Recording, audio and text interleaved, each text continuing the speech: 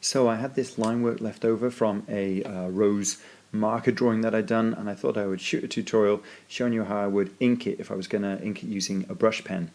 And a brush pen, if you're not familiar with what that is, it's what you can see me using right now, and it's kind of like a fountain pen. It's got a synthetic brush tip, but it's fed with an ink cartridge which you put into the back of the pen, load into the barrel, and then it just feeds ink instead of you having to perhaps dip it in an ink pot. So to help me out for this drawing, what I did was I got a picture on my phone of the marker color, so it was all pinks and reds and so on, and I just changed it to black and white and up the contrast a little bit to give me an idea of where I would have to do blacks and where I'd have to use hatching, like little lines that you can see me doing right now, to try and achieve a sort of grey effect instead of flat black and flat white.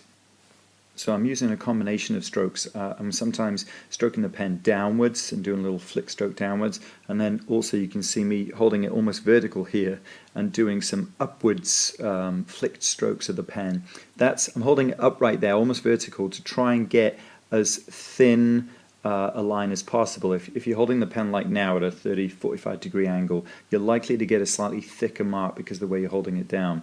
If you want a really thin kind of line, or as best you can a thin line, because it doesn't always work that way, then you need to do it really gently, and I find that holding the brush pen almost vertical and almost resting on the kind of ball of my hand there gets the best kind of results in terms of a very fine line that you're trying to get. So that's the first petal done. Hopefully I've got some dark areas there, but also the little strokes that you can see, the hatching lines, those stand in to be a kind of a grey colour, and then you've got lots of white along the edges and a nice stark bit on that left hand side. The brush pen is a really versatile tool for getting a really good range of different marks, different lines out of your ink pen, and it all really depends on the amount of pressure that you're going to put down. If you put down a lot of pressure, obviously you're pushing that brush tip down a little bit, you're going to get a thicker, blacker mark. If you try and use it a lot more lightly, slightly kind of feathered touch, then you're going to get a much finer line, but you've got to do it very, very carefully.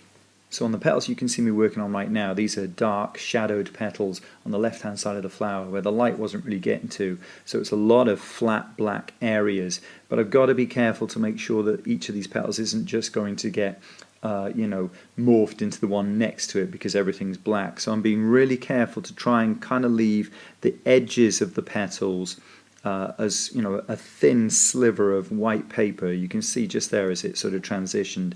That's deliberate, and that's so that they don't all just become a mass of black petals, that you can see each one's got a distinct kind of shape.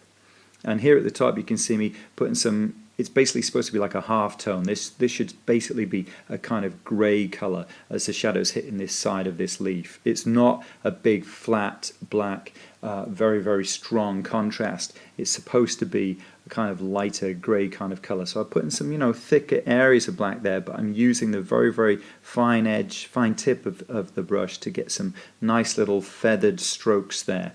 And what I'm doing at this point is trying to make sure that each of the strokes of the pen, when they're going to show, they look as though they're coming out from the centre like spokes on a wheel. But that's just with the strokes that are going to show. Anytime you're doing some of the flat black areas you can see me doing here, where you've got a really nice sharp shadow, you don't have to worry about whether you're stroking the brush pen up, down, left to right, whatever works for you, whatever's going to be most comfortable, because if it's going to be flat black, it's not going to worry so much. But anywhere where the strokes are really going to show and deliberately show, I wanted to make sure that they kind of looked as though they're coming out from the very center of the plant. So to do some of the very, very fine little bits of shading on the edge of this petal, again I'm holding the pen in a really upright position to try and get some very, very fine little light kind of lines. And here I got quite expressive, quite confident with that line. That's a big swoosh of ink flying across there because that was quite a sharp shadow caused by the petal above it. So I just did that line, and then you can see me filling in the black areas quite quick, pressing down quite hard on the brush so you can get it done quite quickly, but leaving some little kind of half-hatched edges there to suggest a sort of like white, grey, and then black kind of gradation. And that kind of expressive swoosh of black that you saw me doing there, so much fun to do with the brush pen, and I think you're just more able to do those kind of marks and sort of slap some of those confident lines across using the brush pen far more than perhaps you can when I'm using fine liners. When I use fine liners, I get very precise and careful, which can be amazing and could be exactly what you're trying to achieve with your inks, but you can kind of lose a little bit of the vitality sometimes and the energy which you get from perhaps using a brush pen, and some people use like a crow quill and all of these kind of funny technical things. There's just a mark that you get with a brush that's not the same as the mark that you get from a fine line pen. So if you're looking for some of that expressive kind of energy, I totally suggest trying out a brush pen, or at least using ink with a brush, and then compare it to maybe some fine line images you've done and see if you can see that there's that kind of difference. Also, if you're just used to using a brush for painting, then this just feels right at home if you start trying to use a brush pen for doing black inking. I think the trickiest thing that I find when I'm doing any kind of inking is trying to get that balance between areas that remain white, areas that are a solid kind of black color, and then areas which are your mid-tone. So what you're trying to show a kind of gray kind of effect, which I do on this picture using the kind of hatching. And I'd use cross hatching if I was a bit fussier, but I just don't think that the petals on the flower needed that kind of effect, so I just stuck with hatching. And like I say, it's the balance that is the toughest thing to try and achieve. And on this one, I was very deliberately going to keep the white areas as strong as possible, try and do some solid black areas, but also try and make use of enough hatching so that I had those kind of areas that would appear to be grey. Otherwise, I just worried that I was going to overpower the thing. I mean, I might do that anyway, and it might have way too much heavy black areas on it, and I could have gone a bit easier with those and used more grey. Sometimes you don't know until you've finished the whole thing. I think that's why I was using a reference image on my phone, and I would totally advise anybody doing anything and wanting to try and get their inks, right, blacks, whites, greys, and whatever. Use a reference image and mess around with it in some kind of photo editing software where you've got, clear whites, greys, and blacks. It's probably the easiest way to try and make sure that you're going to achieve a kind of balance with what you're doing. Here you can see me putting in some strokes, and I'm gently kind of curving those. I don't know if it showed, but I'm gently kind of curving those hatching lines to try and suggest that the petal is sort of curving gently upwards in a sort of cupped kind of shape at that point. About a third the way through finishing the whole thing, what's pleasing is to look at it and see the different kind of mark making that I'm achieving here, from thin little strokes to slightly fatter little strokes to big fat areas of black, and areas that seem to go from being a really dark black shadow to suddenly kind of feathered light kind of hatched edges. So really pleased with the different mark making and variety of marks that I'm able to achieve so far using the brush pen.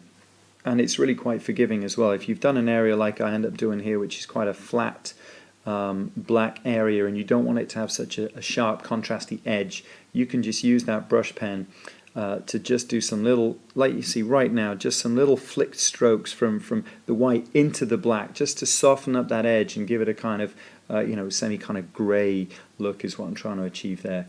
Now here I think I make a bit of a mistake. Yes, I'm curving the strokes around to suggest that the petal is curved, but all the other strokes that I was talking about earlier coming out from the center of the petals, center of the flower, like spokes of a wheel, this one petal is now going to look unusual and a bit out of whack, because the strokes that I do on this one follow the curve of the petal instead of pointing outwards like those spokes that I spoke about, spokes on a wheel. And I'm a bit worried that that's going to change the look of that petal, and I should have kept all of the lines coming out from a kind of center. That's how it was looking, and I just thought that I would speed up the rest of it, because all of the techniques that you see me using to fill in the rest of the petals, they're pretty much exactly the same as I've just shown you in real time before. And you can see me filling in those areas, leaving some white edges, and just varying the kind of pressures that I'm putting down on the brush pen to achieve flat black areas and slightly feathered lighter strokes of hatching that look like more of a kind of a grey tone. That's the hope. And that's what it looked like when it was finished. All done. If I was going to do this again, I would probably try and do it a bit more stylized, like a tattoo kind of rose. But thanks for watching, and if you liked it, subscribe.